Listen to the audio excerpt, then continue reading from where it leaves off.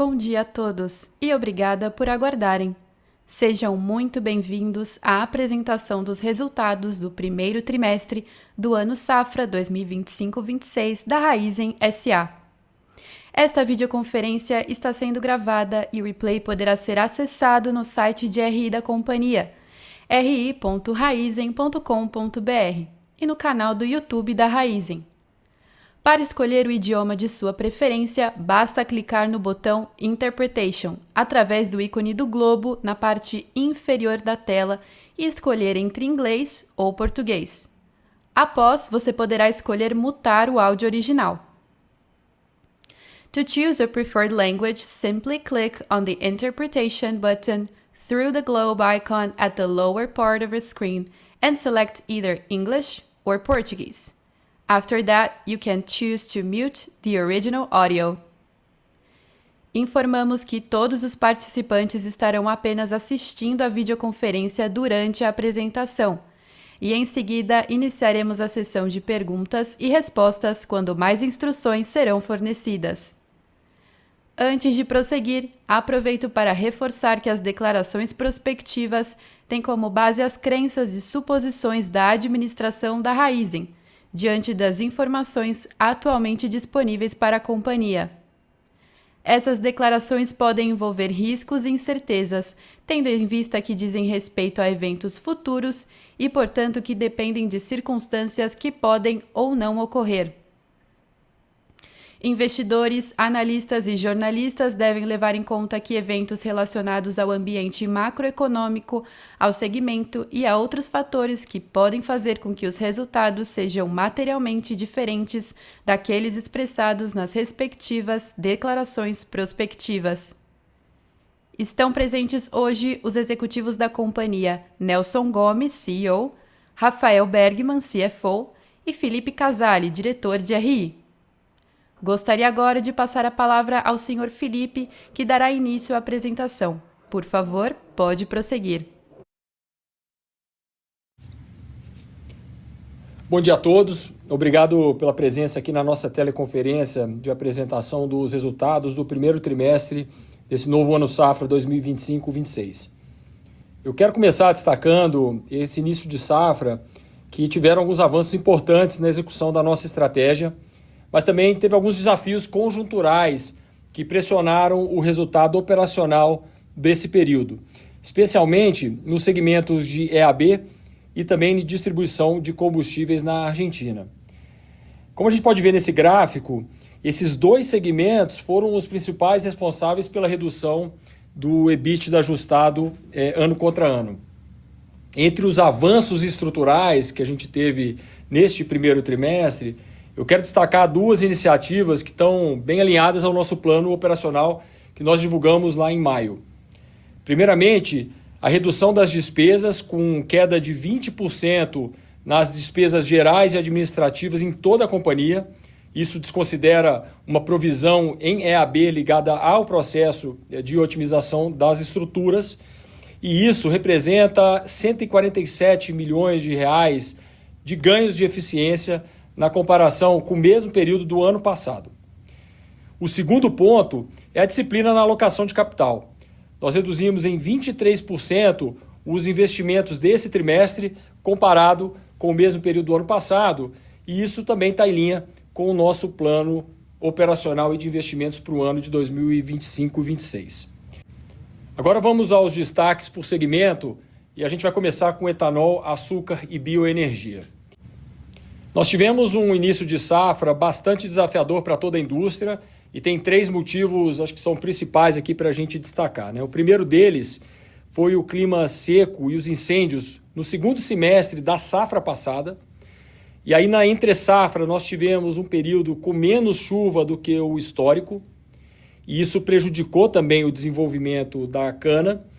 E aí neste trimestre nós tivemos um volume maior de chuvas acima da média, e isso atrasou a colheita e também aumenta os custos pelo menor aproveitamento da nossa capacidade. É importante lembrar também que o mesmo período do ano anterior, ou seja, a base de comparação, teve um clima favorável para a moagem e contou com o volume da usina MB, que foi hibernada nesse ano. Por outro lado, nós conseguimos maximizar a produção e as vendas de açúcar, com preços que estão alinhados com os hedges contratados. Nós já fixamos praticamente toda a safra atual. Os preços são aproximadamente 113 centavos de real por libra-peso, o que vai garantir uma boa rentabilidade para este ano safra. No etanol, a produção e as vendas foram menores, mas com preços que foram 10% acima do ano anterior, puxados principalmente pela maior demanda no mercado interno. No E2G, nós ampliamos em 41% o volume produzido, com crescimento tanto na unidade Bonfim, mas também com o início das operações da Barra e da Univalem, que contribuem para esse melhor volume. Essas duas plantas estão operando dentro do planejado. Nós absorvemos todos os aprendizados que a gente teve nessa jornada, principalmente com a planta da Bonfim. E agora o foco tem que ser integralmente na estabilidade operacional, na consistência dos processos produtivos operacionais e também na segurança da operação de E2G. Em bioenergia, a gente teve uma menor moagem que também impactou na cogeração por uma menor disponibilidade de biomassa. Com isso, os preços ficaram ligeiramente acima, refletindo a nossa estratégia de precificação da parcela de energia descontratada. Com isso, o EBITDA de EAB reflete os avanços dos volumes de açúcar vendidos, os melhores preços raizem para todos os produtos, tanto para açúcar quanto para etanol e também em bioenergia, além dos ganhos estruturais que nós tivemos de eficiência em OPEX. Esses efeitos foram compensados pela pressão nos custos com a menor moagem e também uma base de comparação forte, que tinha sido beneficiada por ganhos pontuais com créditos fiscais e valorização de contratos de energia lá no ano passado. Isso fica bastante evidente na evolução do EBITDA ajustado ano contra ano do gráfico que está para vocês aí na tela. Agora a gente vai para o segmento de distribuição de combustíveis Brasil. Nós tivemos uma performance bastante consistente no trimestre. Expandimos nossos volumes de venda, especialmente no diesel e em lubrificantes. Nós também capturamos ganhos de eficiência estruturais em distribuição de combustíveis Brasil, com R$ 10 por metro cúbico de benefício na comparação com o mesmo período do ano passado. Então, isso é um benefício direto na nossa margem operacional deste trimestre. A gente reforçou também a nossa gestão em suprimentos com assertividade na estratégia de comercialização, o que garante a expansão das margens na comparação com o mesmo período do ano passado. Essa combinação de fatores permitiu absorver as perdas de inventário, principalmente em diesel e gasolina, pela movimentação dos preços no trimestre. É importante lembrar que no ano passado essa mesma linha foi de ganho na movimentação dos preços. O setor ainda enfrenta alta informalidade. A gente segue defendendo o combate à concorrência desleal, fundamental para a evolução da indústria, para a arrecadação dos governos e para a sociedade. E através do Instituto Combustível Legal, nós seguimos apoiando todas as iniciativas de combate a esse mercado ilegal. Agora vamos passar para a distribuição de combustíveis na Argentina. A gente seguiu operando com consistência, expandimos a nossa rede de postos e de clientes contratados e reforçamos a nossa atuação em segmentos com maior rentabilidade. Só que nesse trimestre nós tivemos dois efeitos conjunturais que impactaram pontualmente os resultados. O primeiro deles é que nós realizamos uma manutenção na refinaria de Buenos Aires que foi mais longa do que o previsto. E o segundo, assim como no Brasil, nós tivemos perdas de inventário, além da variação cambial. Esses dois ou três fatores, aí, incluindo a variação cambial, geraram maior dificuldade de repasse desses custos na ponta. E se a gente desconsiderar esses efeitos, a nossa margem EBITDA ajustada ano contra ano estaria no mesmo patamar. Por fim, nós temos avançado nos investimentos para melhorar a eficiência operacional e energética da refinaria de Buenos Aires, com conclusão desses investimentos, desse projeto, prevista ainda para este ano safra. Agora eu vou falar dos destaques dos resultados financeiros consolidados da Raízen. Antes de passar pelo fluxo de caixa, eu quero trazer aqui uma visão mais detalhada do fluxo de caixa operacional. Como mostramos no relatório de resultados, a Raízen segue muito focada no fortalecimento do nosso perfil do endividamento por meio da gestão dos passivos, buscando financiamentos mais eficientes, com prazos maiores e mantendo uma posição robusta de liquidez. E aí, em linha com esse objetivo, nós refinanciamos nesse trimestre 8,9 bilhões de reais de linhas de convênios com fornecedores por instrumentos de dívida de longo prazo. Vocês se recordam que esse movimento já vinha acontecendo gradualmente e neste trimestre nós decidimos acelerar esse processo. Neste gráfico que está na tela, a gente consegue destacar essa movimentação. Se desconsiderarmos a variação desses instrumentos selecionados de capital de giro, e aqui eu estou falando basicamente das reduções das operações de convênios com fornecedores e também da não renovação de algumas linhas de adiantamentos de clientes, a gente conseguiu reduzir em 2 bilhões de reais o que seria o consumo de caixa nesse trimestre comparado ao mesmo período do ano anterior. E isso mostra uma gestão mais eficiente do que seria o capital de giro recorrente da Raízen. E aí vale lembrar também que esse trimestre ele é sazonalmente mais demandante de capital de giro. Agora vamos para o próximo slide, no fluxo de caixa líquido. Quando a gente olha para o menor consumo na linha de investimentos, isso reflete a queda do patamar de CAPEX, contribuindo para a otimização da estrutura de capital. E se a gente recordar o plano operacional de investimentos, a gente já aponta para um nível de investimentos esse ano abaixo do que vinha sendo a média histórica da companhia. Já o fluxo de caixa das atividades de financiamento está alinhado com os maiores níveis de captação líquida no período. Seguindo agora para o último slide da apresentação, eu queria destacar dois dos principais efeitos que impactaram na dívida líquida e na métrica da dívida líquida sobre o EBITDA ajustado dos últimos 12 meses neste trimestre. O primeiro elemento é a movimentação do capital de giro, típica desse período da safra, em adição às iniciativas de gestão que eu mencionei há pouco. O segundo ponto é o menor EBITDA ajustado, que traz bases de comparações distintas, incluindo alguns ganhos que foram reconhecidos no cálculo da métrica do ano passado e que não estiveram presentes nesses últimos 12 meses. Eu quero reforçar que nós seguiremos com foco no fortalecimento da nossa estrutura de capital, com o objetivo claro de gerar valor para os nossos acionistas e reduzir o endividamento da companhia. Agora eu vou chamar o Nelson Gomes, nosso CEO, para as suas considerações iniciais, antes de nós seguirmos para a sessão de perguntas e respostas. Obrigado.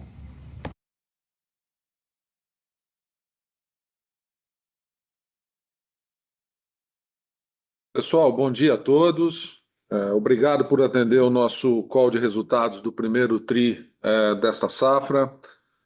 Como nós comentamos no nosso último call, com esta safra nós iniciamos um novo ciclo na Raízen, na nossa gestão.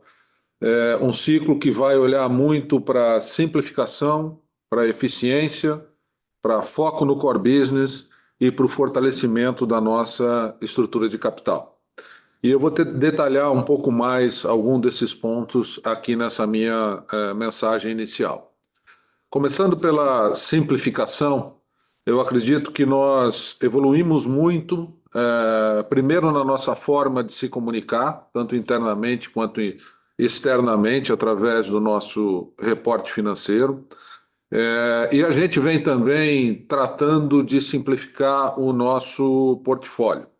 Então, nós avançamos na nossa estratégia de desinvestimentos, nós vendemos 2 unidades produtoras de açúcar e etanol, 2 usinas de Leme e a UMB, e hibernamos mais recentemente a Santa Elisa, passando, portanto, a operar dentro da nossa área de EAB 27 usinas. Nós também vendemos plantas de GD, de geração distribuída, ou boa parte dos nossos projetos. E com isso nós encerramos a nossa JV com o Grupo Gera, que tinha por objetivo justamente desenvolver projetos de GD, e com a venda de boa parte do portfólio, então, esse objetivo foi cumprido.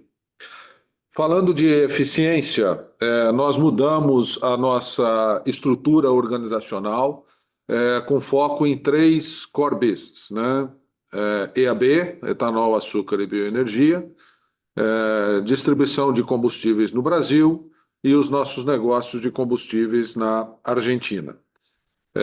Nós otimizamos toda a nossa estrutura corporativa e operacional, gerando aí uma redução de despesas gerais e administrativas de aproximadamente 20% quando comparado ao mesmo trimestre do ano anterior.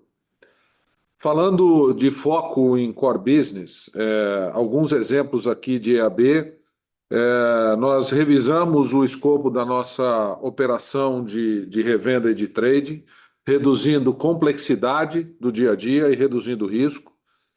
Nós tivemos um mix melhor de açúcar, nós estamos com estabilidade de produção nas plantas de E2G e nós temos um plano bastante robusto para elevar a nossa produtividade agrícola nos próximos trimestres e anos. Falando de combustíveis no Brasil, nós tivemos nesse último TRI expansão de volume, com melhora de margem, tanto em combustível, mas também em lubrificantes, que segue o seu crescimento também de forma lucrativa. Ainda em combustíveis no Brasil, nós gerenciamos melhor os nossos suprimentos e os nossos níveis de inventário, trabalhando com inventários um pouco menores, sem colocar em risco o suprimento dos nossos contratos de abastecimento. Falando um pouco de Argentina, a gente vem crescendo o volume, a gente vem avançando nos investimentos do upgrade da refinaria, também focando no projeto de eficiência energética dessa planta. Falando de estrutura de capital, nós substituímos linhas de capital de giro de curto prazo por dívidas de longo prazo mais competitivas, alongando o prazo da dívida, como o Casale comentou na apresentação, e esse movimento explica parte relevante do aumento do nosso endividamento nesse período. Nós preservamos o nosso caixa, né? Então temos uma posição bastante robusta de liquidez no encerramento desse TRI, e tivemos desde o início da nossa gestão aqui, desinvestimentos da ordem de 3,6 bilhões de reais, dos quais 2,6 entram em caixa dentro deste ano safra. Finalmente, aqui por último, não menos importante, os nossos investimentos, né? Nós tivemos 23% de redução ano contra ano, em linha, né, com o plano de redução de CAPEX, focando muito na nossa disciplina de alocação de capital, com foco na segurança das operações, com foco na renovação e manutenção dos canaviais, expansão da rede Shell, tanto no Brasil quanto na Argentina, e na conclusão dos projetos de E2G, da planta de Vale do Rosário e Gaza, e também, como eu comentei, na conclusão do projeto da refinaria da Argentina. Então esse é um sumário aqui de como é que foi o nosso TRI, para dar um pouco de contexto para vocês. Eu acho que agora a gente pode passar para a sessão de perguntas e respostas. Obrigado. Começaremos agora a sessão de perguntas e respostas para investidores e analistas. Neste trimestre, a sessão de perguntas e respostas será realizada em português, com tradução simultânea para o inglês. Se você deseja fazer uma pergunta, clique em levantar a mão. Se a sua dúvida já foi respondida, você pode sair da fila clicando em abaixar a mão. Pedimos, por gentileza, que cada analista faça apenas uma pergunta. Também há a possibilidade de fazer sua pergunta através do ícone de Q&A na parte inferior da tela. Basta clicar e escrever a sua pergunta. Nossa primeira pergunta vem de Gabriel Barra, do Citi.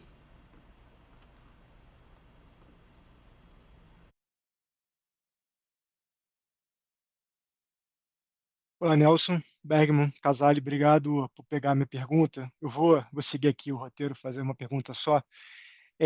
Acho que um dos pontos que me chamaram a atenção aqui no resultado, acho que vocês trouxeram aqui na parte da discussão da dívida líquida, é que a companhia, acho que é a primeira vez que eu vejo aqui no release a companhia falar sobre uma potencial capitalização, né? Eu acho que desde quando o Nelson entrou como CEO na companhia em novembro de 24, a gente vem falando aqui sobre um processo de turnaround mais profundo na companhia, eu acho que bem em linha com o que o Nelson acabou no final remarks aqui falando de alocação de capital, de investimento, de venda de ativo, e essa é a primeira vez que a gente vê essa discussão de capitalização.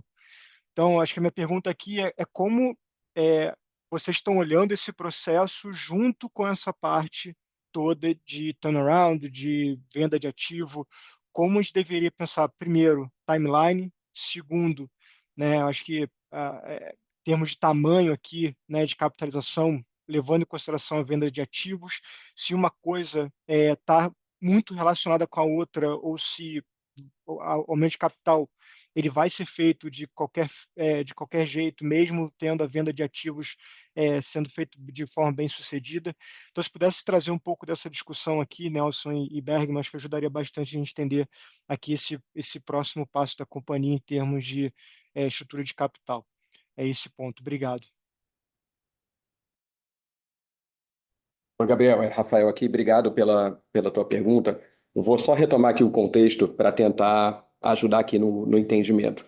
Assim, a nossa jornada aqui, a gente já falou que é uma jornada de 2, 3 anos de transformação operacional e simplificação de portfólio, né? Então, a jornada de simplificação do ponto de vista de como que a gente se organiza, ela já começou, né? E já começou a gerar resultado. A jornada de eficiência, acho que já está bastante visível do ponto de vista da tração que a gente está dando. E a jornada de desinvestimentos, ela segue aqui uma cadência, né, que também já vem mostrando resultado.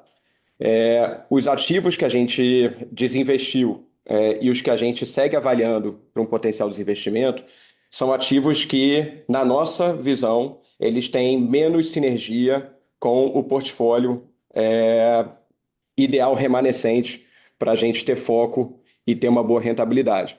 Então, a jornada de desinvestimentos, ela tende a seguir, né? A gente está com intencionalidade aqui nos processos.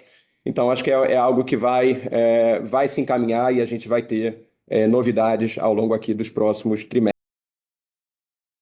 Período, desde que a gente chegou aqui, dado que a gente reconhece tanto que a jornada não é uma jornada de curto prazo e também que o ponto de partida do ponto de vista da estrutura de capital, e aí eu falo da forma mais ampla possível da estrutura de capital, inclusive da qualidade dos passivos, era um ponto de partida desafiador em função do ritmo de investimentos que essa companhia seguiu nos últimos anos, e também de resultados que foram mais desafiadores nos últimos anos. A gente também tomou a decisão de melhorar substancialmente, né, o perfil de dívida dos passivos da companhia. Então, quando a gente olha para o endividamento que a gente reportou nesse trimestre, acho que ele reflete bastante essa nossa estratégia deliberada de melhoria da qualidade do nosso passivo. Agora, naturalmente, né, num processo como esse, que é um processo longo, né, e no qual a gente tem bastante confiança, é natural, né, a gente avaliar, né, o que seria formas tanto de reduzir o risco desse nosso plano, né, mas também de acelerar essa jornada. Então, daí vem as conversas, né, e o andamento das discussões com relação a uma potencial capitalização. Primeiro, eu deixo claro aqui que a gente não tem nem detalhes e nem certeza de uma potencial operação. O que a gente tem é uma conversa ativa, né, que envolve os controladores. Essa é uma empresa com 2 controladores, então, obviamente, isso precisa ter um grau de coordenação com Shell e Cosan, para a gente avaliar mecanismos de acelerar essa nossa jornada e reduzir o risco na execução de um plano que, do ponto de vista operacional, ele tem bastante clareza e um alto grau de confiança de sucesso. Tá? Mas nesse momento, eu não tenho detalhes adicionais para te oferecer, só estou compartilhando aqui o modelo mental de discussão que a gente vem adotando. Tá bom? Não, super respondido, Rafael, obrigado. Nossa próxima pergunta vem de Matheus Enfeld, do UBS.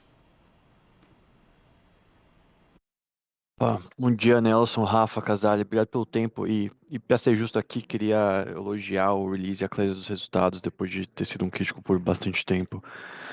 Minha pergunta é pensar em eficiência e entender um pouco essa redução de G&A especificamente. Se a gente analisa os 100, 150 milhões de reais de redução que vocês mostraram no resultado, são 500, 600 milhões de savings no ano, já entregando talvez no primeiro TRI o que vocês tinham de expectativa para o ano, lá dos 500 milhões de ganho de eficiência impactando EBITDA. Minha pergunta é se é justo já pensar nesse patamar como nível recorrente de redução de G&A daqui para frente, se tem mais para ser capturado ainda esse ano ou ano que vem, e que dá para pensar num patamar recorrente disso. E também se vocês enxergam algum tipo de ganho de eficiência já pensando em CAPEX, se os 7,5 bi de CAPEX recorrente já tem algum impacto de eficiência, como vocês estão vendo em G&A também. É isso, obrigado. Oi, Matheus. Rafael aqui, obrigado primeiro pelo comentário aqui para o time de RI, pelo trabalho que eles vêm fazendo. Sobre eficiência, acho que a gente passou ali aquele guidance de eficiência do ponto de vista de despesas da ordem de R$500 milhão, né, para esse ano safra. E acho que o primeiro trimestre mostra que a gente está bem tracionado para entregar, né? A gente vê aqui já uma melhora recorrente, né, no nível de eficiência da companhia, né, do ponto de vista da estrutura administrativa e principalmente, Matheus, acho que é uma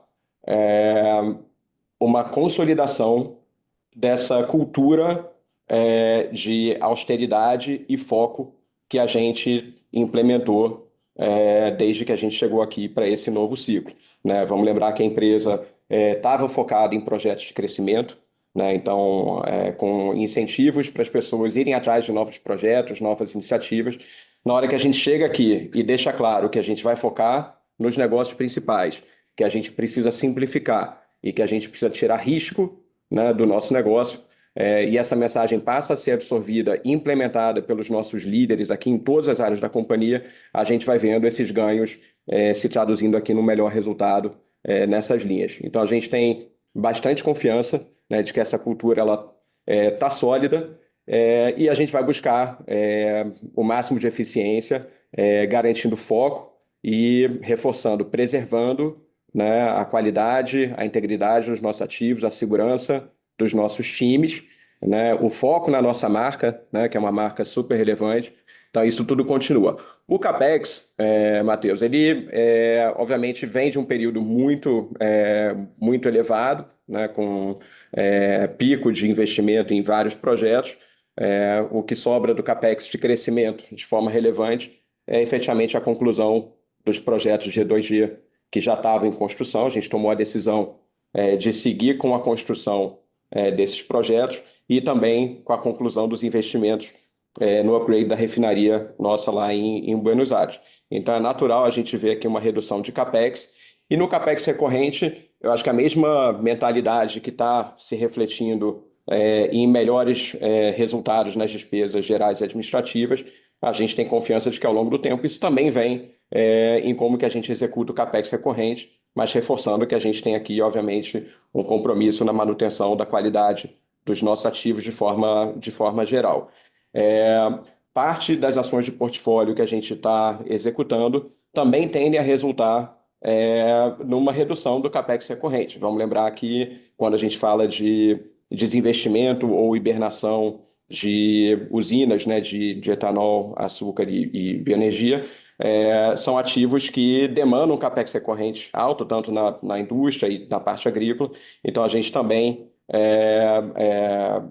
consegue vislumbrar uma otimização do capex recorrente como resultado dessas ações de portfólio. E, de forma geral, né, dado que a gente vai seguir dando muito foco nos ativos existentes de distribuição de combustíveis aqui no Brasil, à medida que a gente avança na simplificação do portfólio de EAB, o nosso perfil de risco do negócio, de forma geral, ele começa também a apresentar uma mudança, né, do lado construtivo aqui, já que o negócio de distribuição de combustíveis é um negócio com uma rentabilidade maior e com perfil de geração de caixa recorrente também maior. Então, acho que daí a confiança, né, de que a gente vai ter uma evolução no perfil do CAPEX, né, e dos compromissos financeiros aqui da companhia.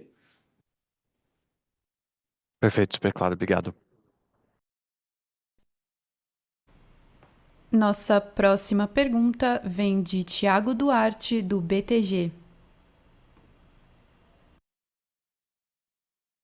Oi, bom dia. Bom dia a todos, Nelson, Rafa, Felipe, prazer falar com vocês. Eu queria discutir dois pontos em relação ao EAB. Primeiro, né, com base nesse primeiro tri mais difícil, do ponto de vista de rentabilidade, né, qualidade do canavial, produtividade, e que é algo que a gente está vendo, acho que geral, né, pensando no centro-sul do Brasil. Eu queria primeiro entender se isso leva alguma implicação do ponto de vista, né, do plano da safra que vocês divulgaram ainda no primeiro semestre, principalmente em termos da moagem, né, de 72, 75 milhões de toneladas, e obviamente já ajustando pela venda da cana da Santa Elisa. E ainda nesse ponto, não só pensando nos ativos que já, né, já foram hibernados e vendidos, e obviamente pensando também nos próximos, né, em termos de novas usinas que vocês eventualmente venham a vender ou hibernar, eu queria ouvir de vocês se vocês têm alguma leitura, alguma projeção sobre o ganho de rentabilidade que esses ativos que deixam o portfólio, que eu imagino sejam ativos deficitários ou ativos piores do que a média das 27 usinas operacionais hoje, o ganho que esse tipo de desinvestimento pode trazer em termos de rentabilidade para o negócio de AB. Eu não sei se vocês têm algo nessa linha que dá para contribuir para a gente pensar a rentabilidade para frente desse negócio. Acho que seria isso. Obrigado. Thiago, obrigado pela pergunta. Eu vou pegar a primeira parte aqui e o Rafael Bergman complementa.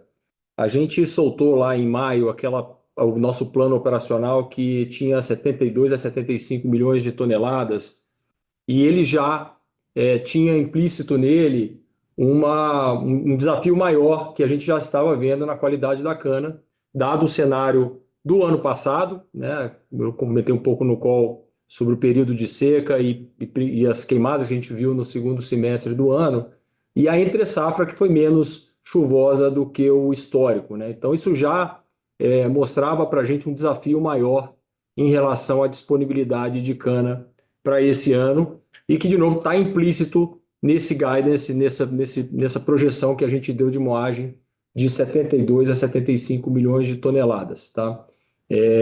Então, hoje, obviamente, eu acho que a gente tem que mirar um pouco mais do ponto médio para baixo, dado todos esses desafios.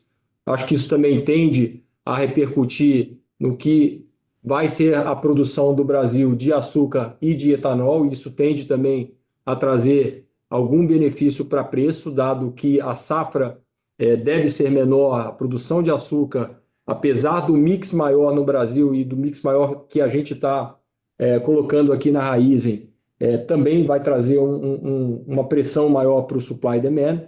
E no etanol a gente tem visto o comportamento dos preços que já reflete não só o aumento da demanda pela implementação do E30, mas também o mix menor e o output, produção menor de etanol que o Brasil deve ter nesse ano, tá? Tiago, eu vou pegar aqui seu segundo ponto. Primeiro, reforçar que a gente gosta do negócio de açúcar, etanol e bioenergia, tá? É um negócio que a gente vê como estratégico para a companhia, e que a gente acredita que pode ser mais rentável ao longo do tempo. E ele pode ser mais rentável em função de avenidas distintas, né? Acho que uma avenida é a que você está mencionando, que é eventualmente a gente desinvestir, ou no caso, se eu pego o exemplo da Santa Elisa, né, hibernar ativo que é deficitário. Às vezes um ativo ele não é rentável o suficiente para a gente, em função da sua localização, mas pode ser rentável para terceiros, né, em função de otimização de estruturas de manutenção ou de acesso à matéria-prima. Então, são ativos que podem ser valiosos para outros, então a gente tem a obrigação de avaliar esse desinvestimento. Mas a gente também tem uma jornada dos ativos que ficam, né? Independente dos ativos que eventualmente a gente desinveste ou hiberna, que é uma jornada de ganho de eficiência e também, no caso de EAB, de produtividade. Eu acho que a jornada de produtividade ela já deu resultado ao longo do tempo, né, nos primeiros cortes, mas tem mais coisa para a gente fazer, a gente reconhece isso. Então, quando a gente fala do resultado final dessa nossa jornada, né, a gente precisa pensar em todos esses elementos, né? Então, eventualmente ter um portfólio mais enxuto e mais sinérgico, né? Acho que isso é fundamental para a gente. Mais um portfólio com escala, né? A gente não abre mão da escala nesse negócio, mas eventualmente eu não preciso de 27 usinas para ter a escala para otimizar as operações ou o volume de produção para eu ter uma presença relevante no mercado. Então, uma escala um pouco menor do que a gente tem ainda é uma escala gigante. E, obviamente, esse trabalho, que é um trabalho de médio prazo, né, de ganho de eficiência e produtividade. Então, a gente tem bastante confiança que, ao longo dessa jornada, a gente fica com um portfólio melhor, mais sinérgico e mais rentável também. Tá? Obrigado, Thiago. Obrigado a vocês. Nossa próxima pergunta vem de Isabela Simonato, do Bank of America.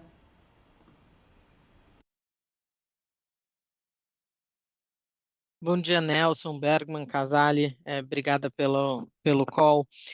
Eu queria voltar um pouco na discussão da alavancagem, né? E está muito claro para a gente os movimentos que vocês têm feito e o objetivo disso.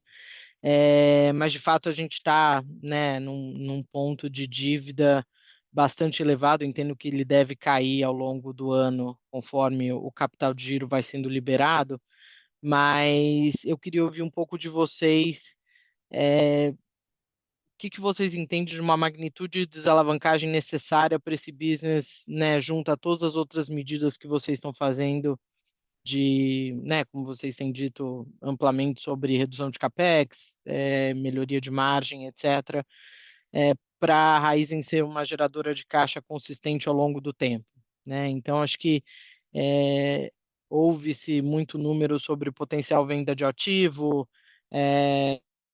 a gente olha o que poderia ser um nível de alavancagem mais normalizado para esse setor. Então, queria ouvir a visão de vocês sobre o caminho e a magnitude, né, do que vocês enxergam como uma desalavancagem necessária para a companhia.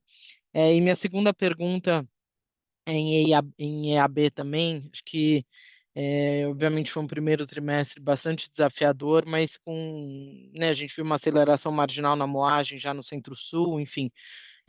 Como que a gente pode pensar custo unitário no restante do ano e no fechamento da safra, só para a gente ter um contexto aqui um pouco mais claro de como olhar a rentabilidade da safra fechada. Obrigada.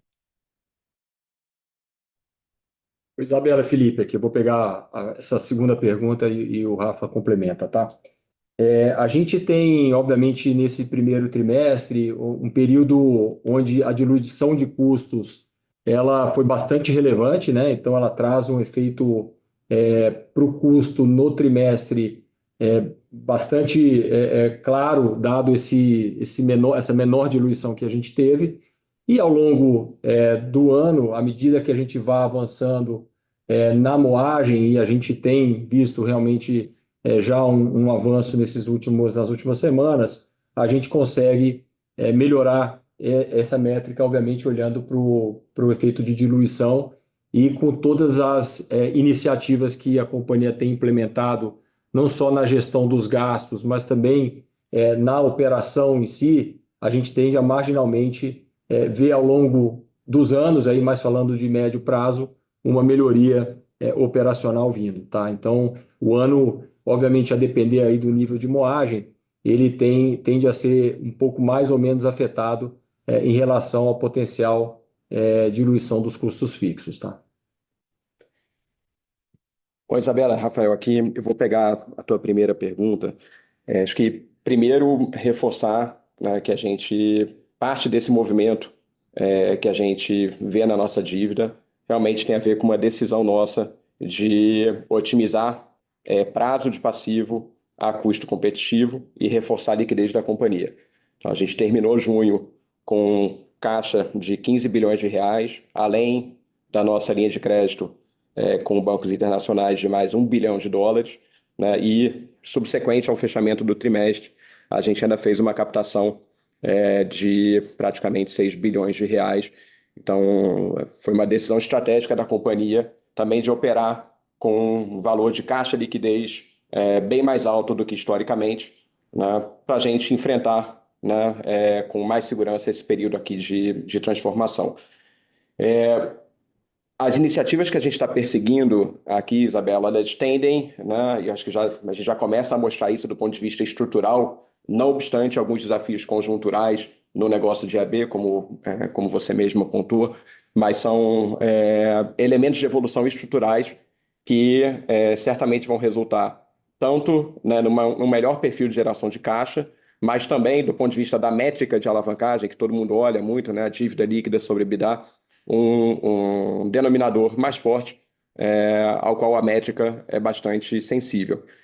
Do ponto de vista de desinvestimentos, né, obviamente a gente está buscando aqui chegar num portfólio ideal de ativos, né, para a gente operar muito bem, de forma rentável, com escala, dentro dos negócios que a gente se propõe a ter, e reduzir de forma absoluta, né, o patamar de dívida líquida, até tirando de lado a métrica. Né? Obviamente, operar com um montante de dívida grande tende a ser mais custoso e trazer um pouco mais de risco do que operar com um portfólio de dívida menor. Então, a gente está com essa missão, né, de diminuir o total de dívida líquida da companhia de forma absoluta. Obviamente, quando a gente olha para alavancagem, e aí você perguntou de alavancagem ideal, ela vai ser uma função de vários elementos. Né? A gente está hoje operando com um patamar de juros que está no seu pico. Né? Então, obviamente, para uma empresa que tem um patamar de dívida, né, como o da Raizen, isso é uma pressão na geração de caixa relevante. Tá? Então, acho que a gente vislumbra aqui dois efeitos, a redução da dívida como um todo e, eventualmente, o início aqui de um ciclo de redução do custo que essa dívida atrai. E os movimentos de portfólio que a gente vem fazendo e que a gente vai seguir fazendo, na nossa visão, trazem uma melhoria relevante no perfil de risco do negócio, que, obviamente, é um parâmetro na hora que a gente olha para o que seria a alavancagem ideal dessa companhia. Então, o que a gente está mirando aqui, Isabela, efetivamente é uma combinação, né, desses elementos que faça com que essa companhia volte a gerar caixa de forma orgânica. Esse ainda não é um ano que isso acontece, né? A gente precisa avançar tanto na eficiência operacional, mas também na gestão de portfólio, né? E, obviamente, ainda temos aqui esse ponto de partida da dívida alta e da taxa de juros elevada, mas a gente precisa efetivamente ver essa companhia gerando caixa orgânico, né? Então, temos uma jornada aqui pela frente para chegar nesse ponto. Obrigado, Isabela. Excelente. Obrigado a vocês. Nossa próxima pergunta vem de Pedro Fonseca, da XP.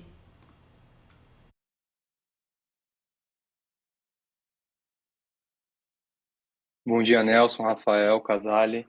Obrigado por pegar a minha pergunta. E antes de fazê-la, eu queria até reiterar aqui o comentário dos colegas em relação à mudança no report, as iniciativas que a companhia tem tomado. Realmente ficou super claro aqui e melhor para a gente fazer a análise. E a minha pergunta é em relação aos volumes de trading de açúcar e etanol, né? A companhia mencionou, vocês mencionaram nos discursos as iniciativas para talvez diminuir, né, o tamanho desse business, focar mais no core. E quando a gente olha aqui no trimestre, né, se a gente está fazendo a conta certa, aqui a impressão que a gente tem que os volumes de açúcar e etanol giraram ali quase que 30% acima do volume de açúcar e etanol próprio.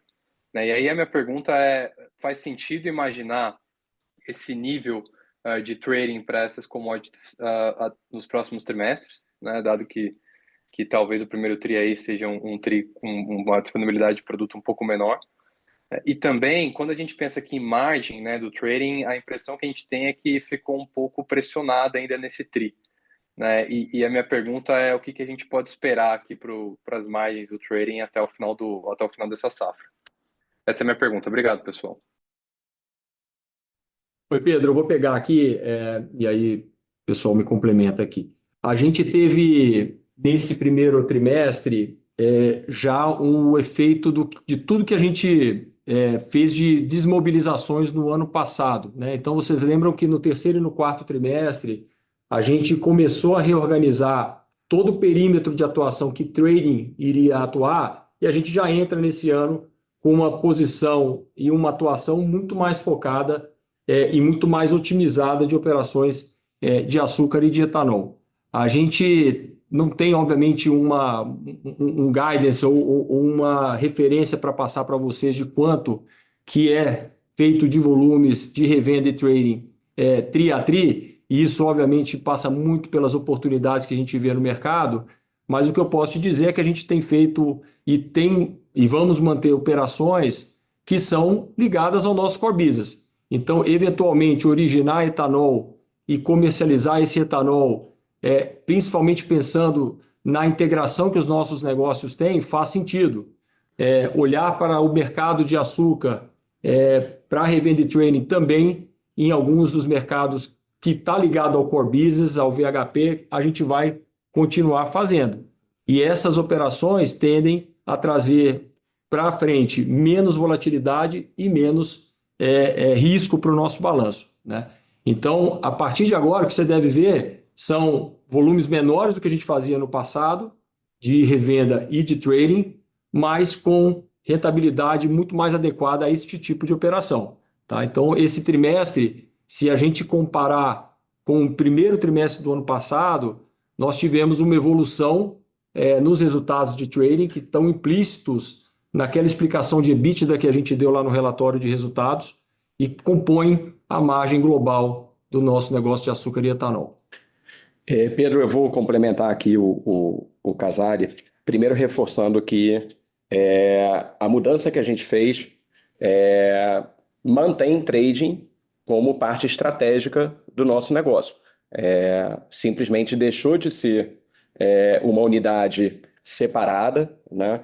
E sendo parte estratégica do nosso negócio, ela está principalmente, né, relacionada com os negócios principais da companhia. Então, a gente fala aqui de uma área super capacitada, com inteligência, para originar bem os produtos que a gente precisa para a nossa rede de distribuição. Então, isso é fundamental para a estratégia do nosso negócio, isso a gente não abre mão. E para o negócio de EB, é uma área que consegue ter a inteligência e o reach comercial para maximizar o valor dos produtos que a gente vende, mantendo os canais de mercado supridos, né? Daí o comentário do Casale de que a gente vai seguir fazendo originação de etanol, isso vai continuar sendo fundamental para a gente ao longo do tempo. Agora, claramente, com um perfil de risco no agregado menor do que a gente vinha operando. Então, esse é o momento que a gente prefere ter menos exposição a risco, ter menos exposição a risco de upside também, né? A gente está aqui no foco de de-risking, mas garantindo absolutamente né, o valor de trading para os negócios principais da companhia. Tá bom? Obrigado, Pedro. Super claro, muito obrigado. A sessão de perguntas e respostas está encerrada. As perguntas por escritas que não foram abordadas durante o call de resultados terão devolutiva por parte da equipe de relações com investidores. Gostaríamos de passar a palavra para o senhor Nelson Gomes para que faça as considerações finais. Bom, pessoal, eu queria agradecer mais uma vez a participação de todos vocês, agradecer o interesse, as perguntas, também os feedbacks. Eu queria pedir a todos vocês que, por favor, mantenham o fluxo de feedbacks aqui para o nosso time de RI, para que a gente siga a nossa jornada de simplificação e de melhoria sempre da nossa comunicação e dos nossos reportes. Do nosso lado aqui, nós seguimos trabalhando na execução do nosso plano operacional, do nosso plano de investimento, e principalmente na continuidade de todos os avanços estruturais que a gente precisa seguir para sustentar a nossa estratégia de longo prazo. Tá? Então, contem com a gente aqui. Qualquer eventual follow-up, o time de RI está à disposição. Obrigado mais uma vez a todos vocês e até o nosso próximo call. Encerrada a apresentação dos resultados do primeiro trimestre do ano safra 2025-26 da Raízen S.A., a equipe de relações com investidores está à disposição para esclarecer dúvidas adicionais. Muito obrigada aos participantes e boa tarde.